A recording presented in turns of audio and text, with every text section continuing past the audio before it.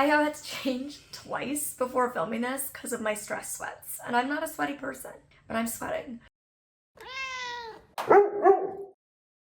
You've heard me say probably a million times that this has been a really hard year, and I'm finally ready to talk about it. But being ready to talk about it doesn't make it easy to talk about.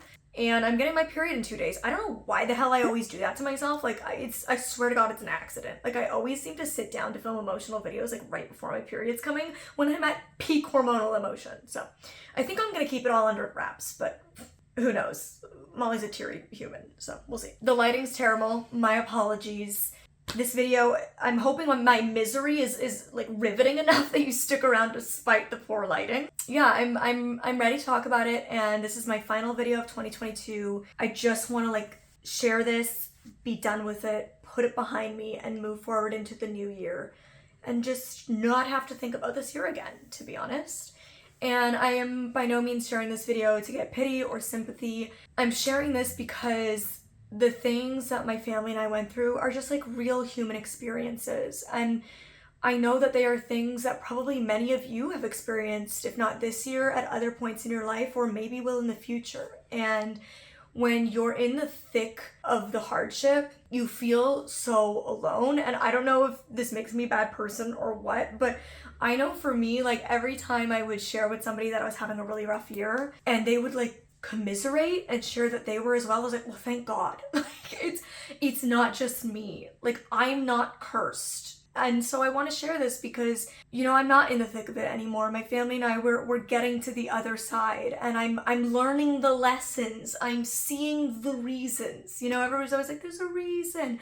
And even when you know there is a reason, when you can't see it yet, it's still hard, you know? And I'm seeing the reasons, I'm learning the lessons, and I'm getting to the other side. So I feel like it's the right time to share, because I'm not just here to like tell you all the miserable things that happened. I'm here to at least kind of share some of the enlightenment the misery brought with it. Some of the sunshine after the rain, even though it is currently a winter storm out there. I'm not gonna go into like every single detail because it would just be too much. And I mean, there's things like these videos that I made where like just like ridiculous little things were happening all the time. And it felt like for the long stretches of time, every single day, there was like a mini fire that we had to put out in our lives. You know, I'm not going to talk about all of those nitty gritty things that contributed to making the year just like so hard and at times making every single day difficult to get through. I'm just going to be talking about kind of some of like the big overarching huge life things that were really difficult to deal with. And theoretically, like any of these things individually would have been hard but manageable. I think what made this year particularly difficult, it was just like one thing after another that made each individual thing feel even bigger and even harder to push through or get over. And every time as a family we felt like we got our footing back, the rug seemed to be pulled once again. You know, some of these things I wasn't sharing in the moment because they took a long time to resolve, or I wasn't sharing because they're not my thing. They're my family members, but my family and I are really tight-knit, and so the things that affect them obviously affect me too. And I want to say that I have permission to share some of these things that I'm sharing that aren't necessarily my things, but my family's things. Because my family, like me, feels that it's so important to have these conversations and to talk about these real life things. I feel like all of the kind of challenges really started in mid to late November of 2021, which is around when my breakup happened, and it's starting to resolve around like early December. So it was like a 12-month span, but it wasn't like a calendar 12 months, if you know what I mean. And I just want to remind everybody before I get into kind of all of these different calamity of errors that happened in life, that just because you have a bad day, a bad week, a bad month, or even a bad year doesn't mean you're gonna have a bad life. And you shouldn't make a permanent decision because of a temporary problem. There was many times, actually I would say this entire year for me was about surviving, not thriving. I was not trying to thrive. I was trying to survive. I was trying to hold on. I was trying to get through it to find the brighter days again. And I've been through years like this enough times in my life to know that they do end, even when they feel never ending. And if you are in the thick of your hardship still, and you're not at the tail end like we are, I just want you to know, like, you will get there. It's worth it. So hold on, because the lessons at the end of this like nightmare that you're in right now will be worth it, and your life will be better and things will be good again. I can promise. So yeah, my breakup happened. Obviously, like, we were together for 1.5 years. We lived together. It was my first time living with a partner, so navigating like that is just difficult. Like, a breakup in the midst of living together is challenging, because your entire life revolves around the life that you built with that person, and your day-to-day schedule is the schedule that you have collectively as a unit that lives together. And so all of that is disrupted. And we went to Palm Springs as a family for a month. It was fabulous, but like, we did all get sick, so there was that to deal with. Like, over the holidays we were all sick for Christmas, but you know, we like made the best of it. We got through. And then my dad, after living with us in BC for a year, ended up needing to go back to Toronto for work, and we didn't know how long it was going to be. And so we said our goodbyes to him. My brother and his fiance went back to Europe, and my mom and I went to finish closing up, you know, my place that I had with Adrian here, and I moved into the place that my mom and dad shared, which, as you saw in this video, was really small. It was a nice place, but it was really tight to have 2 almost 100-pound dogs, a cat who was still in her terrible kittenhood years of waking us up at 4 a.m. every single day. There was no bedroom. Like, there was no individual space. You had a glass door that you could separate, but like that was it, which didn't keep out any sound, by the way. Like, there was no personal space. And given my mom and I live and work together at that point, lived and worked in one space that was so tight, like, it was really challenging. And it was going to be okay, because it was supposed to only be for 6 weeks. But as you guys know, that did not turn out to be the case. I'm not gonna get into it, but you guys obviously know, like, I had renovation nightmares. It was like the never-ending renovation. As I always say, it was no one person's fault. I don't blame anybody. It was just the year I was in. It was my energy I was attracting, and at the time I didn't know why. But it was just a never-ending renovation, and every single month it was, next month you'll move in, next month you'll move in. So we were literally on the lease month to month. Like, we were like, we'll extend a month.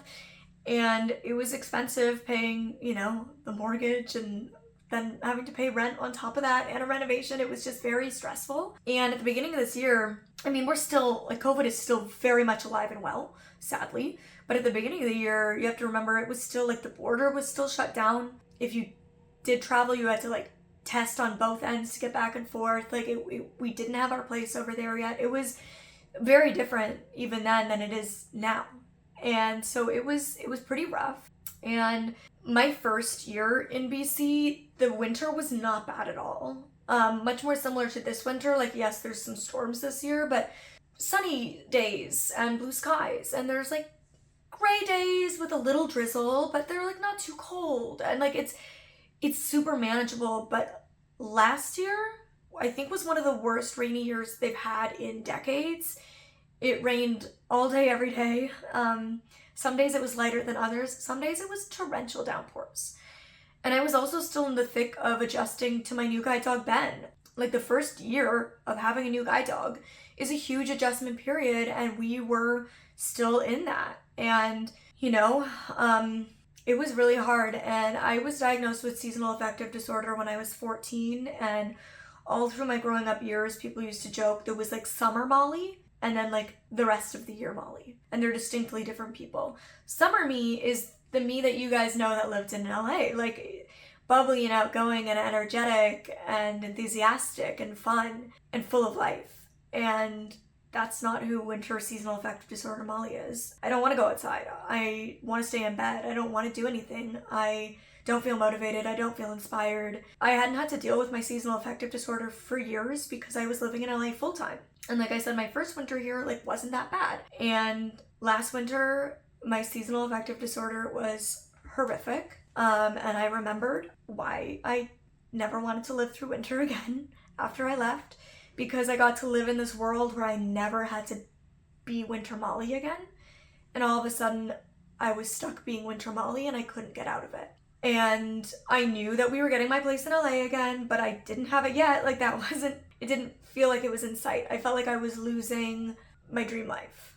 And I never like actively wanted to do anything to harm myself, but I certainly didn't want to live. I still made 2 videos a week, and I can't like watch a lot of those videos that I made through like mid to late winter and spring of this year. Similar to how like I can't watch a lot of the videos from like November, December 2020, January, February 2021, because it was just another like hard period in my life. The only thing that was getting me through was making content and knowing that like my entire life's work has been about giving people hope to know that they can get through the hard times. And that was the only thing keeping me going, was all of you. So I know that you didn't know that, but thank you for giving me like a reason to do something, because it was just really hard. And something that was overarching throughout that period was a health issue that we were dealing with my mom. While we were in Palm Springs in late December, early January, my mom noticed a spot on her leg, which turned into a 6-month journey with 2 surgeries. And it was a pre-melanoma. So melanoma is skin cancer, so it was like a pre-skin cancer spot. But of course, we did not know that. There was a potential that it was like cancerous. And so for 6 months, we were dealing with that. And throughout that time, like I was the only one here with her. My dad was in Toronto with work. And as much as he wanted to come out and be here, we had a tiny place that we were in. Like there was no room. And so we made the decision that he would stay in Toronto unless we like really needed him. And it was just supposed to be 1 surgery to remove it. And she was a champion through that. It was really hard, but we got through it, and she did amazing with the recovery. But then we found out in her post-op that it was deeper than they had anticipated, and she was going to need a 2nd surgery to determine if she was going to need chemotherapy. It would have been a very light chemotherapy. She would have needed 1 day of chemotherapy a month for a year, was it? Yes. So worst case scenario, it still wasn't like super serious. She caught it thankfully very, very early. So while I was dealing with all of this seasonal depression and whatnot, and we were going through the procedures with my mom and stuff, I was kind of, for the first time in my life, confronting the idea that like my parents won't be here forever.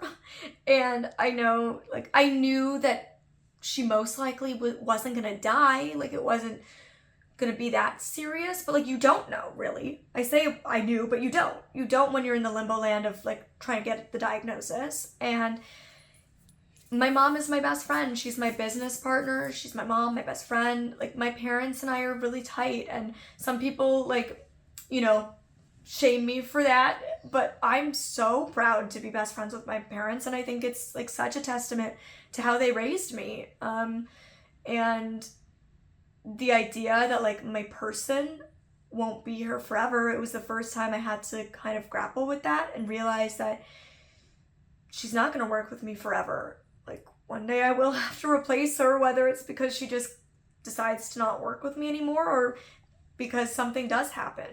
And I'm sorry for everybody who's ever had to go through that and contemplate the loss of a parent or actually experience the loss of a parent.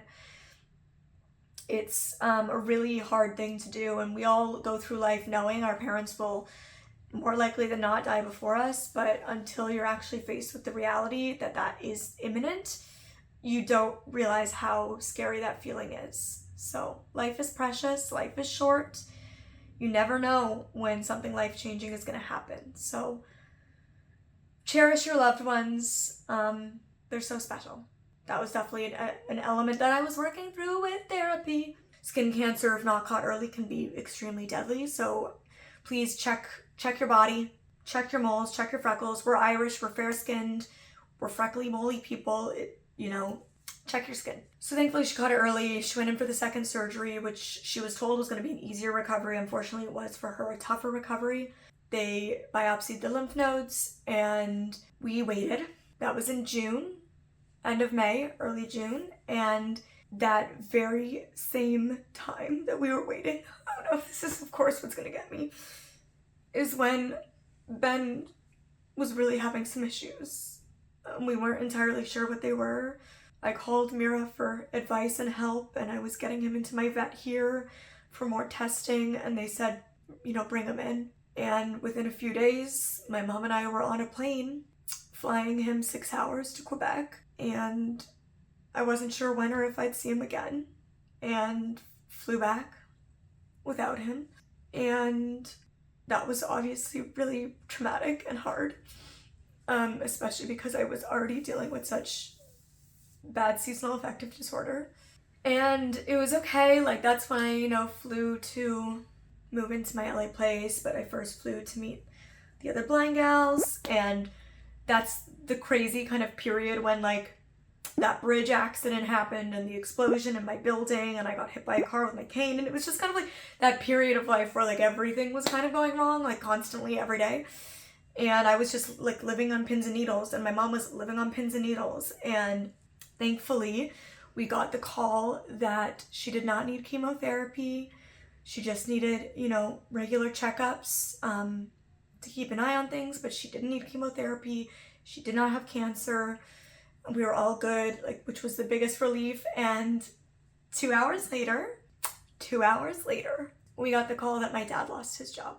And his company was doing a lot of layoffs, and he himself was the head of a team and had to do a lot of layoffs. That was really hard for him to let go of a lot of his team members who he really loved and valued. And he loved his job. He worked there for 12 years. He planned to work there till he retired. He didn't see it coming. Nobody on his team or at the company saw it coming. It was like a real shock for everybody. And that was obviously a huge deal. In the midst of a year where things were just uncertain financially, like I had a lot going on financially, setting up a new place in LA, still renovating the place here. We decided that we had to let go of the place that we had been living in BC because we just couldn't pay like 2 rents and a mortgage. And so we didn't have anywhere to live here while this was continuing to be renovated. And we stayed in LA.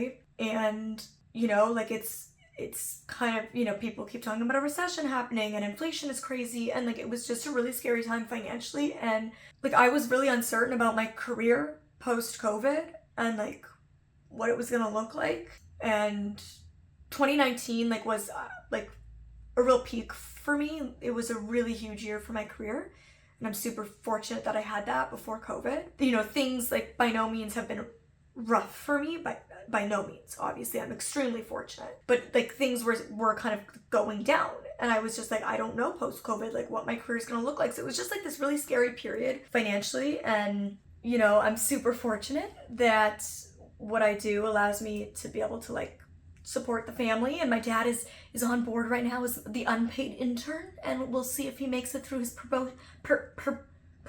probation and gets hired on full-time one day, but right now just taking some time to figure out life, and I'm able to support the family with the work that I do in the meantime, and that's an incredible blessing, although scary to know that my work is what is financially supporting my parents right now. What an unbelievable gift that is, because I am only the successful woman I am because of the ways they supported me my entire childhood and gave up so much for me to thrive. And so to get to give back to them in that way, and let my dad take some time to navigate what's next, and my mom worked with me and for this work that I love so much, to be able to financially support everyone during this period is such a gift. And I know not everybody has that. So I'm so fortunate. And again, thank you guys. My parents are living with me temporarily in the guest room, and I told them they can live here as long as they need to before we figure out what's next. And that might be a few months, it might be a year, it might be more. We don't know. I don't know, and I don't care. I'm happy to have them living here as long as they need to sort out what the best next step for them in their life is. And so I want to share that with you, they are living here, and I'm lucky that my parents are my best friends. We have so much fun together, and honestly, the amount of relief that I think my mom and I both have having my dad around us all the time again has given is huge. So as much as him losing his job was a real blow to all of us, especially during a time of such extreme challenge that June was, it's ultimately a gift. We're so happy to have him around, and he's such a huge help. That happened at the very same time that I got the call telling me that I was invited to go get a new dog in 2 weeks. So my parents like didn't even tell me at first because I was processing that, but like they also knew they had to tell me. And so yeah, they told me, and I had to go to VidCon and like do a meet and greet, and I was just at such a low point that I literally like felt so bad about myself. Like I was like, this is a TikToker event now, it's not even a YouTube conference, like nobody's gonna care about me. I peaked, and like even if any of that is true, like That's how you felt. Whether it's true or not, it was real for me. That was just really hard to get through, especially without having Ben by my side. So, I got through that and I made the most of it, and all of you who came to my meet and greet like truly made that for me, so thank you. And then I went and at VidCon I got laryngitis, which continued till like now, and I'm finally starting to get better. I'll get into that. But then obviously I had the whole training, and that was really hard to get through, and I want to thank all of my trainers, everybody at the Mira Foundation, Ella Shea, Cinnabar, and my mom, my family, my therapist, Elton John, like all of them got me through that, but I wish that on no one. So went through that. And just as I was getting to like the end of kind of the hard part of adapting and adjusting to a new dog, I was thrust into doing it all freaking over again. So that happened, and when I came back, I was really tired, and I was kind of just putting it down to like the stress. Like I was going through so much emotionally, and I was like, training's tiring. And that's what I thought it was, and I had a lot of stuff pre-planned that I couldn't get out of, like from before knowing that I needed to like get a new dog and stuff. So like August I had family stuff and a friend's wedding, and then I went to New York Fashion Week, and honestly I felt miserable, and I was putting on a good face, but I would like have my vocal lesson, and I would sit there for that hour doing my vocal lesson with my eyes closed because I was so tired. I would get out of bed and I would do something for an hour and I would go back to bed, and I didn't know what was wrong with me, and I didn't feel like I was depressed, but something was wrong. And I finally mid-September got back to LA because again, we did not have a place to live here. And I was so tired. I pulled out of a bunch of work stuff. I was supposed to go to New York for another work thing, canceled it. Like I just pulled out of a bunch of work engagements, and I was like, I need to focus on my health because I am deteriorating. So terribly ill, like the most sick I felt in probably a decade, honestly. Like it was really bad, and I was exhausted, and I went on an extremely strict diet for my health. No processed food, no sugar, no gluten, no dairy, no alcohol, no red meat, no fruit, a bunch of other things. No coffee, no caffeine, just like no most things. That was the hardest, the coffee. Yeah, it was tough, and I just slept and I ate healthy, and I was getting into doctor's appointments and navigating the US healthcare system, which is really hard as somebody who's never really had to do that. And again, I was dealing with my chronic laryngitis, so I got into an ENT and I got my nose scoped. I have a history of vocal cord injury, so I was particularly stressed and anxious that I maybe had a serious vocal cord injury again. And I entered speech therapy with a speech language pathologist. I was doing vocal coaching with my vocal therapist.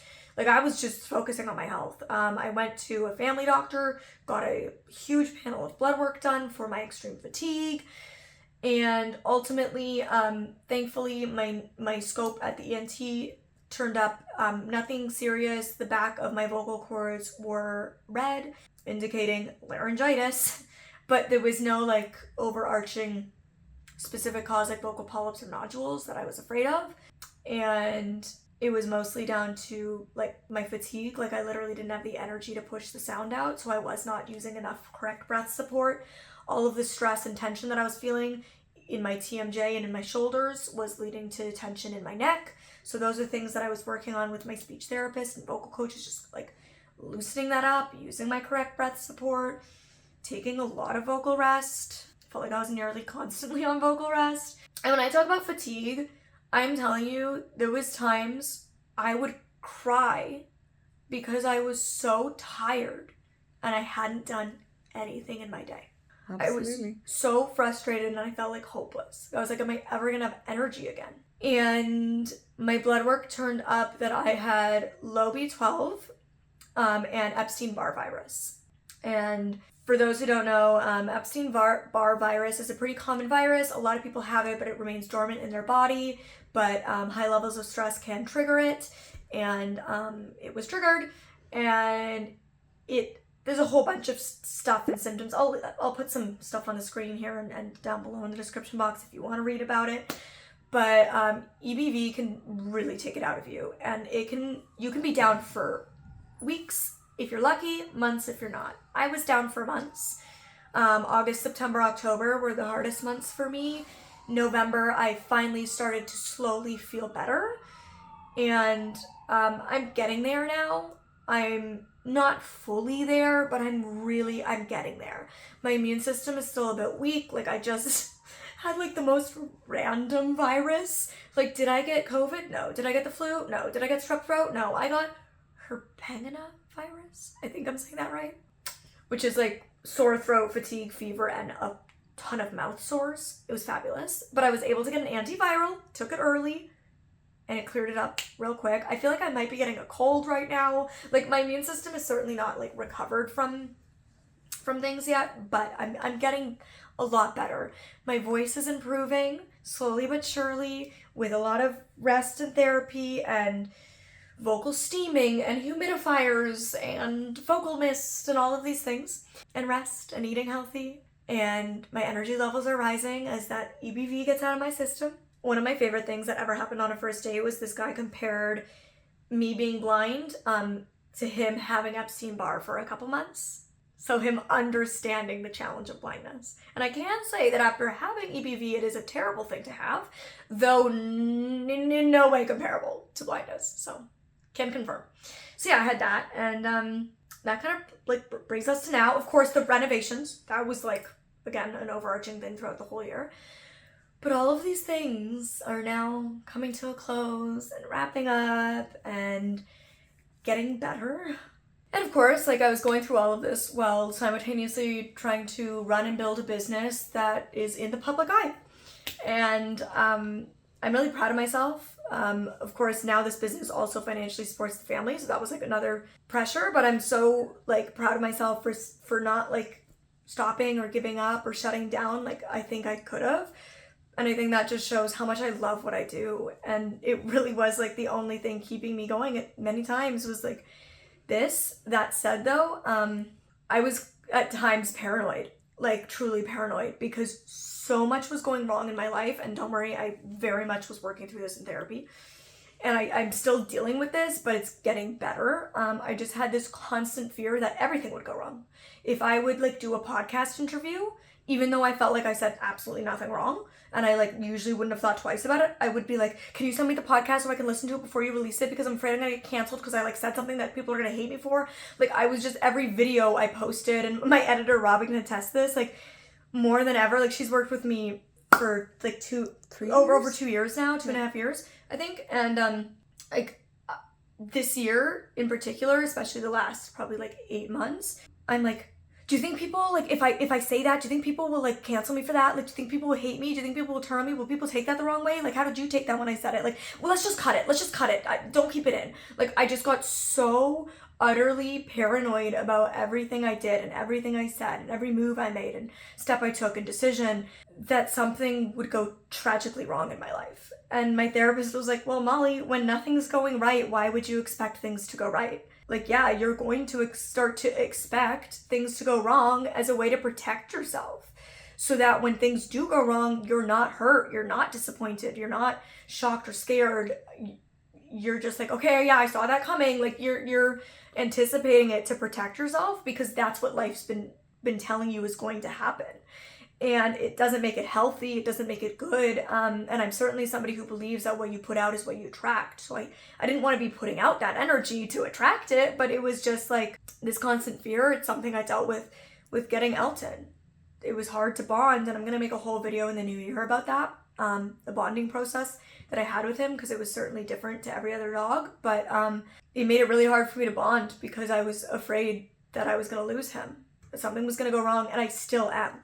I still deal with that to this day, almost 6 months after getting him. Yeah, I just have really dealt with that, and that's been hard, but it's dealing with things like that and working through them that help you grow. And I can say that literally at points in this year, having almost no physical belongings, because I only had like 6 weeks worth of stuff, like having the most basic makeup routine I've probably had since I was 12 and started wearing makeup. I brought like all the skincare products I brought with me were like my near empty products, because like, great, I'll use these up over the 6 weeks, and then when I move in, I'll have all my other products again.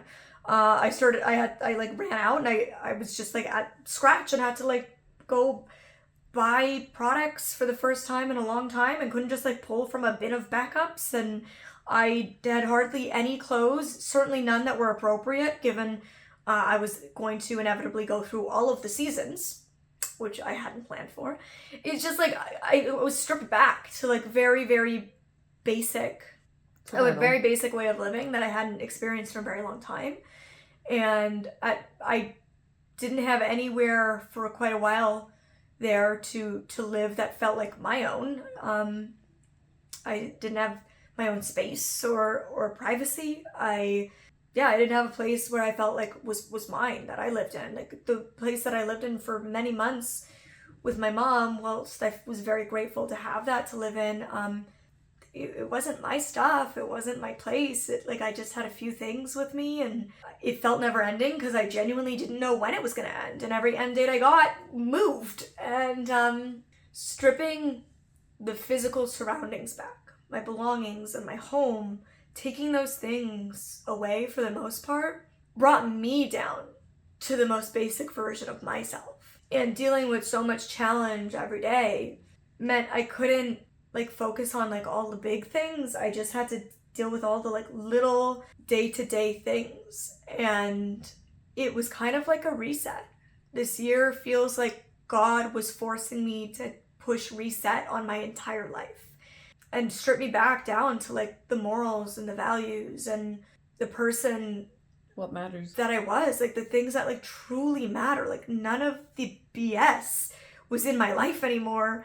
None of the glitz or the glamour, the red carpets and the big events and the excitement on all these things that I loved and I lived for, none of those things existed anymore. And I was forced to just confront a lot of my own demons. And I have worked through a lot of that. I talked about a lot of it in these 2 videos. I know they might at surface, when you look at the title and stuff, look like a closet clean out and cleaning out beauty products. But in those videos, I actually talked a lot about what I've been through this year and my process and why I've hoarded things and held on to things, and what those physical belongings actually mean to me beyond just a physical thing, but the emotional attachment and why I have that, and all of those emotions I worked through this year because I didn't have those things to use as crutches. In early February I'm gonna be 29, so I'm exiting my 20s, but I have literally posted my entire 20s on the internet, and millions of people have watched them.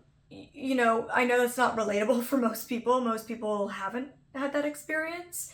I can say that there's parts of these years that I'm embarrassed by, or that I look back and I'm like, oh my God, that was me. I thought that, or I wanted that, or I felt that, or I said that, or, I believed that.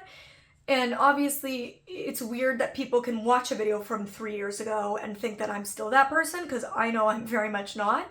And I understand why people have come and left and maybe unsubscribed, or if you have stuck around, you've maybe not liked me in certain videos or at certain points, or you've judged me, because I judge myself. And, but I also recognize that all of those parts of my 20s are things that other people have gone through in other ways. They just haven't had it, memorialized on the internet.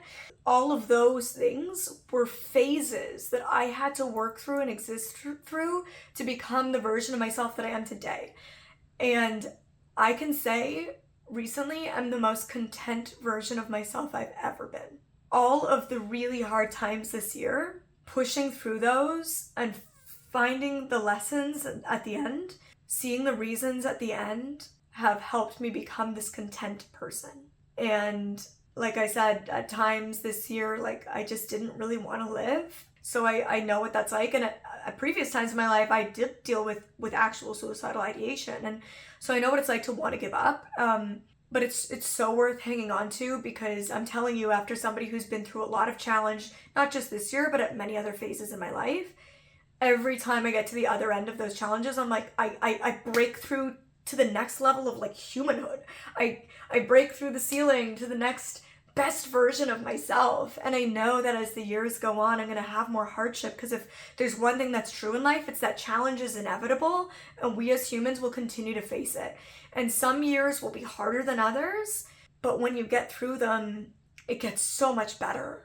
And I like myself so much more now than I did a year ago, than I did a year before that. And I know that I'm not perfect, and I'm still gonna do like super cringy things and not like decisions I make in a year, I'm sure, but like I know that I'm continually getting better, and I'm so grateful that you guys have given me like the grace to learn and grow with you, and you have taught me so much in this period, and that you like let me grow, and that you've, for those of you who have stuck around to get to this version of me, I hope you're as proud of me as I am, and that you want to stick around for like the next evolution and the next version of me, who will continue to make mistakes, but will keep learning and growing.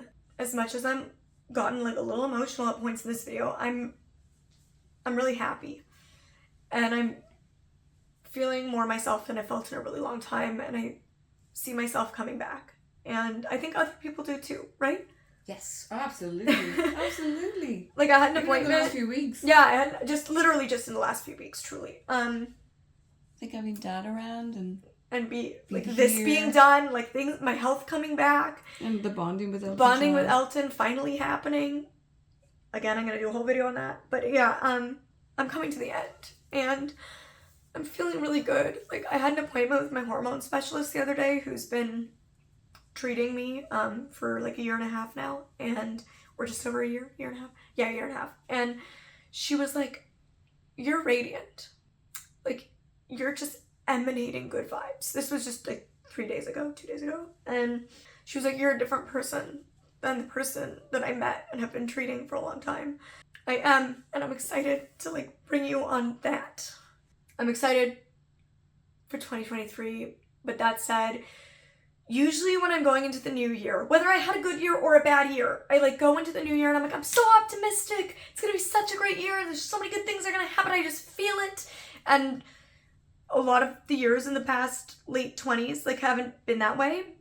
I mean, all of my late 20s have been COVID times. I turned 26 and then lockdown happened. So 26, 27, 28 have all been like pretty tumultuous and difficult, especially this year.